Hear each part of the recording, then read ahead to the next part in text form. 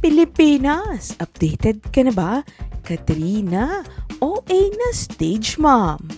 Ideally, any child must be beaming with joy and pride with the moral support of his or her parent.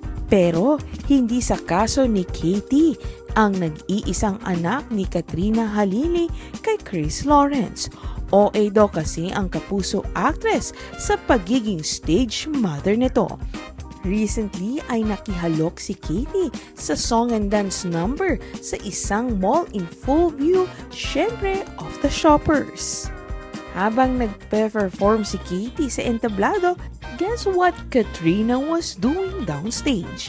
May hawak itong kartulina kung saang nakasulat ang lyrics ng awiting kinakanta. In short, preparado si Katrina who came with a board. Pero sa halip na ikatuwa